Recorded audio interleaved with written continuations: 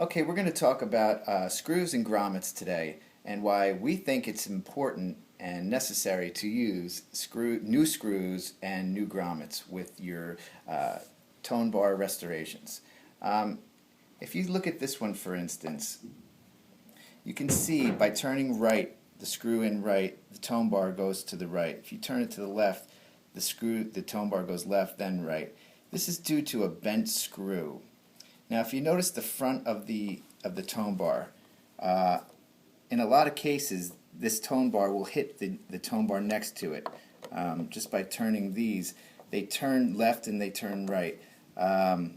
This is one example of just a random screw in this piano that's bad, and why this will not do and allow you to voice properly. Let's try another one over here.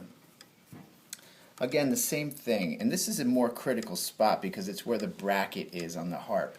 Again, if you turn it to the right, the front of you can hear it, the front of the tone bar is hitting the bracket. If you go to the back, now the back is hitting the side of the bracket. This is going to make an absolute voicing nightmare. There's various ones all over here that are like that.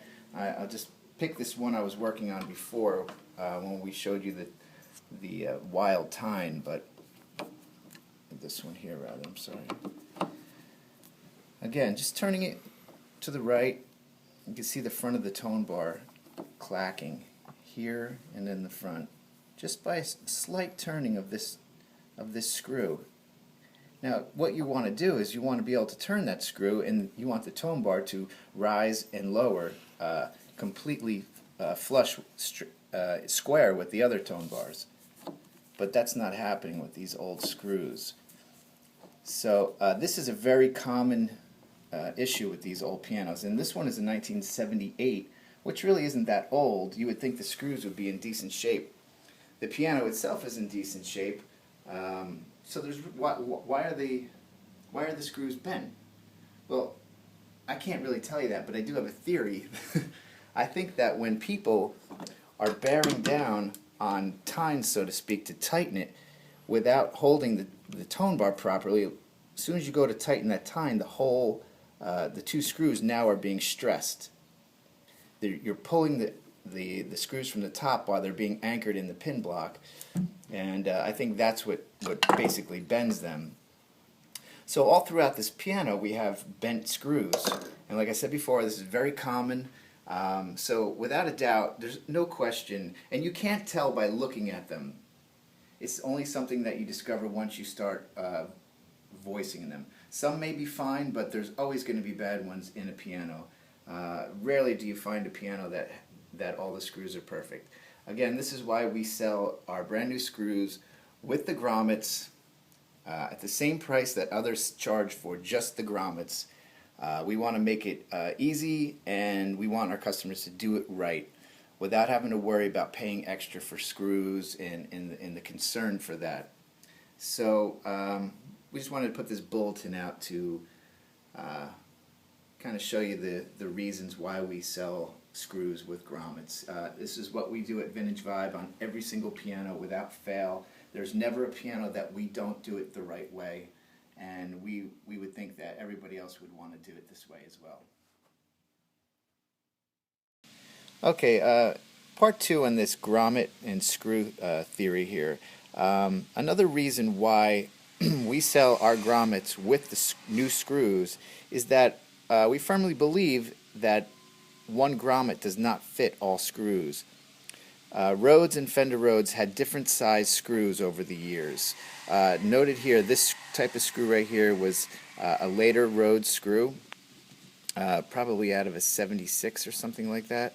But if we take our caliper and we measure this, we have 0.134 on the OD of the shoulder. We can also see, I don't know if the camera can see it, that this grommet is swimming on there. There's a couple thousandths space. It just swims on there, and that's no good. You don't want a grommet and screw like that.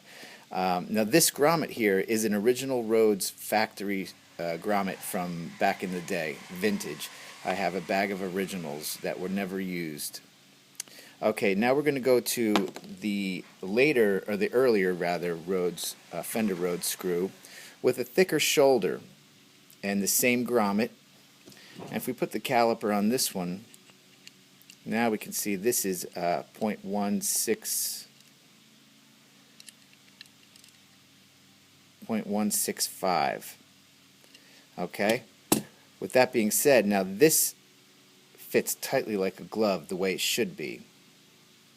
That's the way you want a grommet on your screw. So the theory is, how can one grommet fit all Rhodes pianos? Well, the only answer to that is that you purchase new screws with your grommets, so you have a full kit of matching grommet to screw relation. It's the only way. There's no other way to do that. One grommet does not fit all screws unless you get a grommet that is so tight around this that it fits this screw nicely, like this one. But if you got one that fits this screw nice and close, then it's going to be extremely tight on this one.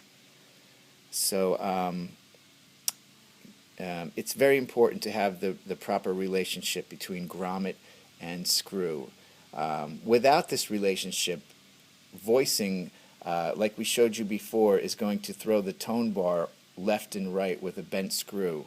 And that also, we didn't mention before, but that also, not only does it make the tone bar go left and right, but it also makes the tine go left and right. So getting that tine in the proper position above the pickup is next to impossible, because to get that tine over the pickup, your tone bar might be to the left or the right, hitting the adjacent tone bars. So again, it's imperative that you have straight new screws and grommets with every job that you do.